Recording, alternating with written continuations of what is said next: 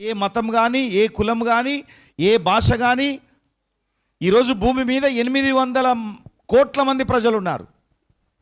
ఎవ్వరూ నశించిపోవుట దేవునికి ఇష్టము లేక తన ఒక్కగానొక్క కుమారుణ్ణి మన కొరకు దేవుడు పంపించాడు. మన దోషములన్నీ ఆయన మీద మోపాడు. మన యొక్క శాపము ఆయన మీద మోపాడు. మన యొక్క రోగము ఆయన మీద మోపాడు. మనం అనుభవిస్తున్న నిందలు, అవమానాలన్నీ కూడా ఆయన మీద మోపాడు. మన కొరకు యేసుక్రీస్తు బలి చేయబడ్డాడు, బలి అర్పణ చేయబడ్డాడు. కడపటి శత్రువు, అన్ని శత్రువులను జయించుకుంటూ వచ్చిండు యేసు ప్రభు. ఒకే ఒక శత్రువు మిగిలి ఉన్నది, ఏంటిదంటే మరణం. ఇక అన్నిటికంటే పెద్ద శత్రువు. దాన్ని మించిన శత్రువు లేదు ఈ భూమి మీద, ప్రపంచంలో, ఈ ప్రపంచంలో, ఈ విశ్వంలో మరణాన్ని మించిన శత్రువు లేదు. ఆ మరణాన్ని కూడా జయించి 3వ రోజున సమాధిలో నుండి తిరిగి లేచాడు. ఆ తిరిగి లేచినటువంటి దేవుడు మన పాపములను క్షమించి మనకు నూతన జీవితాన్ని ఇచ్చి మనకు పరలోక రాజ్యాన్ని బహుమానంగా ఇస్తున్నాడు. ఆయన ప్రేమ దీనిలో వెల్లడి అగుచున్నది. ఆయన చేసినటువంటి సిలువలో ఆయన చేసినటువంటి త్యాగము మనలను ఎంత ప్రేమిస్తున్నాడో ఆ త్యాగాన్ని బట్టి అర్థం చేసుకోవచ్చు. ప్రాణం పెట్టేంత త్యాగం కంటే ఇంకొక త్యాగం లేదు. ఈరోజు ప్రాణాలు తీసే ప్రపంచంలో ఉన్నాం.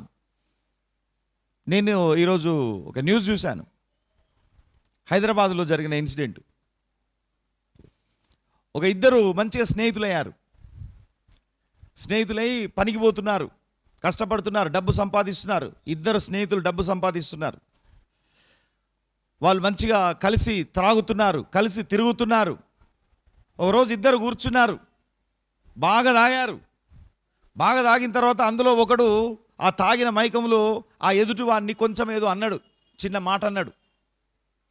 ఆ మాట నచ్చలే, లేచి వాడిని చంపేసిండు. మరి డెడ్ బాడీని ఏం చేయాలి? వాడు ఆ ఇంట్లోనే గొయ్యి తీసి పాతి పెట్టేసి వాడు మారిపోయిండు.